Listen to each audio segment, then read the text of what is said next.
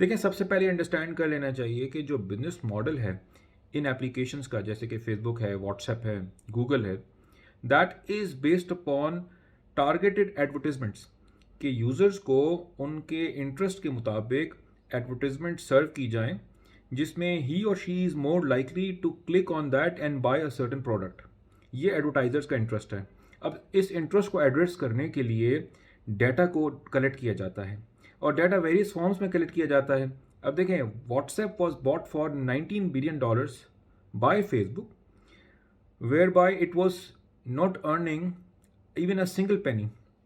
इसलिए कि वो चाह रहे थे कि व्हाट्सएप पे जो यूज़र्स हैं उनके फ़ोन नंबर्स को कनेक्ट करें फेसबुक के साथ। सिमिलरली उन्होंने इंस्टाग्राम को बाय कर लिया।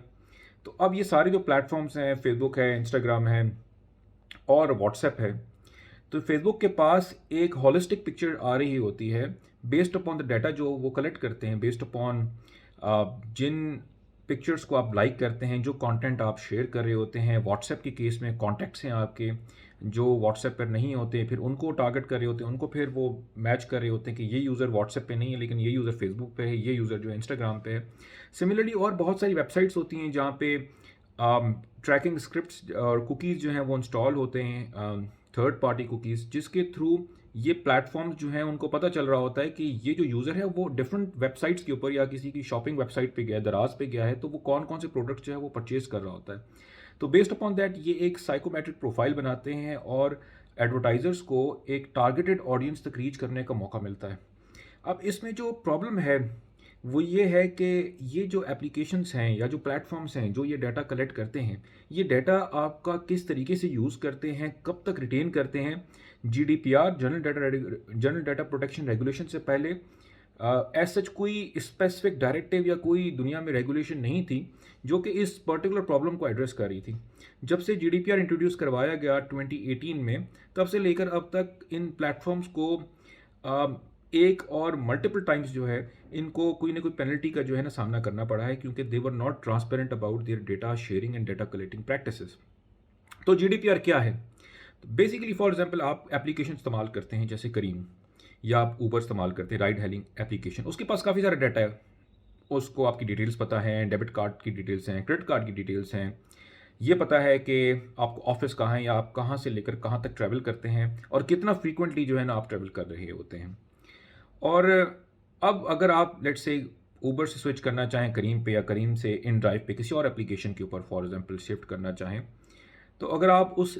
एप्लीकेशन को डिलीट कर देते हैं तो यू डोंट नॉट नो कि वो कितने टाइम तक आपके डाटा को रिटेन करेंगे। और ये कि ये बीइंग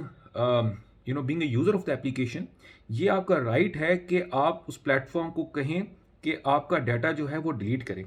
तो इसी इशू को जो है वो जीडीपीआर ने एड्रेस किया, राइट टू बी फॉरगॉटन, कि एक प्लेटफॉर्म को जब यूज़र ये कहेगा कि मैं इसको यूज़ नहीं करना चाह रहा और जो आपके पास जो भी मेरा डाटा है वो डिलीट करें, तो they would be bound to delete it. Similarly right to request information, आप उन वेबसाइट्स को या उन प्लेटफॉर्म्स को जो जीडीपीआर के डोमेन में फॉल करती हैं, जीडीपीआर जनरली अप्लाई होता है उन प्लेटफॉर्म्स पे जो यूरोपियन यूनियन के रेजिडेंट्स का और सिटीजन्स का डाटा जो है वो स्टोर कर रही होती हैं और प्रोसेस कर रही होती हैं। तो उस केस में उनको ट्रांसपेरेंटली ये बताना है कि क्या उनके पास लॉफुल बेसिस है किसी डाटा को प्रोसेस करने का। मिसाल के तौर पे एक अगर फाइनेंशियल एप्लीकेशन या एक लेट से एक ई कॉमर्स प्लेटफॉर्म है जो कि अप्लाइंसेस सेल कर रहा है, अगर वो हेल्थ केयर का डाटा कलेक्ट कर रहा है, पेशेंट्स का डाटा कलेक्ट कर रहा है, तो क्या वो लीगली अलाउड है या नहीं है, लॉफुल प्रोसेसिंग। फिर जब यूज़र जो है वो उसका आप डाटा कलेक्ट करते हैं तो आप उनको एक्सप्लिसिटली बताएंगे, आप उनको उनसे कॉन्सेंट देंगे कि हम आपका डाटा जो है वो प्रोसेस कर रहे हैं, और ये इस तरीके से हम उस डाटा को जो है ना फर्दर प्रोसेस करेंगे।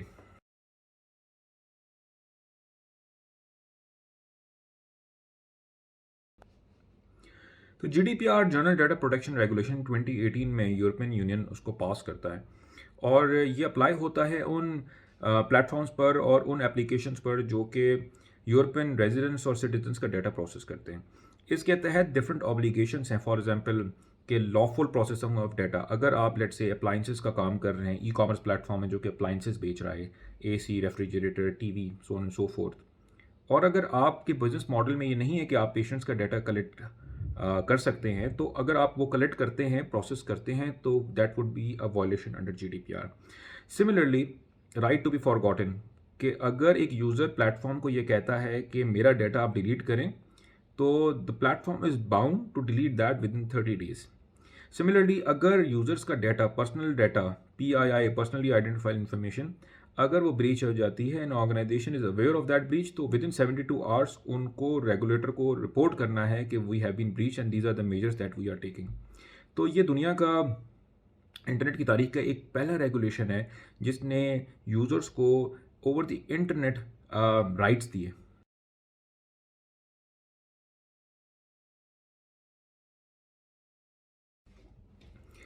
देखिए, इंटरनेट सर्फ करते हुए वो यूज़र्स जो कि अपनी प्राइवेसी को प्रोटेक्ट करना चाहते हैं, सबसे पहले ये इंपॉर्टेंट है कि वो जैसे क्रोम और फायरफॉक्स और इंटरनेट एक्सप्लोरर है या एज ब्राउज़र है जो कि उसका मॉडिफाइड वर्जन है, ये सारे वो ब्राउज़र्स हैं जो कि आपकी प्राइवेसी को बाय डिफ़ॉल्ट प्रोटेक्ट नहीं करते। तो इसके लिए रिकमेंडेड ये है कि आप ब्रेव ब्राउज़र या डकडको ब्राउज़र जो है वो इस्तेमाल करें। सिमिलरली, अगर आप क्रोम के यूज़र हैं तो क्रोम पे भी डकडको के एक्सटेंशन जो है आप यूज़ कर सकते हैं, और बाकी ब्राउज़र्स भी जो हैं उसको सपोर्ट करते होते हैं। इसके अलावा जो इंटरनेट मैसेजिंग के लिए व्हाट्सएप अगर आप यूज़ करते हैं, अपने दोस्तों से कम्युनिकेट करने के लिए या अपने फ्रेंड्स एंड फैमिली सर्कल के साथ इन टच रहने के लिए, तो उसकी बजाय मैं रिकमेंड करूँगा वो यूज़ जो प्राइवेसी के लिए प्राइवेसी को प्रोटेक्ट करना चाहते हैं, वो सिग्नल यूज़ करें, क्योंकि सिग्नल जो है वो आपका मेटा डाटा जो है वो कलेक्ट नहीं करता। और वेयर इज़ व्हाट्सएप जो है, अगर आप ऐप स्टोर पे जाएँ आईफ़ोन में, तो आपको नज़र आ जाएगा कि collects bunch of data. For example, आपकी बैटरी यूजेज है, उससे उनको अंदाज़ा हो जाता है कि आप कब ऑनलाइन होते हैं, कब नहीं होते हैं, आपके ऑनलाइन हैबिट्स का पता चल जाता है, आपके कॉन्टैक्ट्स जो हैं वो कलेक्ट कर रहा होता है, so on and so forth. तो व्हाट्सएप जो है is collecting wide variety of data, even though कि it is end to end encrypted. मतलब ये है कि कोई थर्ड पार्टी कॉल को इंटरसेप्ट नहीं कर सकती from the wire, but still जो प्राइवेसी का जो पार्ट है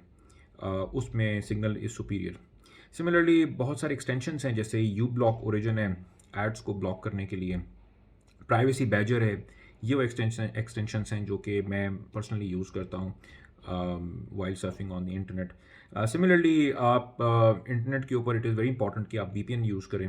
but it is important to know कि VPN जो है वो आपके कनेक्शन को इनक्रिप्ट करता है, कॉन्फिडेंशियलिटी को प्रोटेक्ट करता है, बट अनोनिमिटी वो गारंटी नहीं करता। तो अगर आप, if you looking for anonymity, तो फिर आप टॉर ब्राउज़र और टॉर एक्सटेंशन जो है आप कर सकते हैं। तो that offers more superior anonymity as compare to VPN या दूसरी जो सर्विसेज हैं।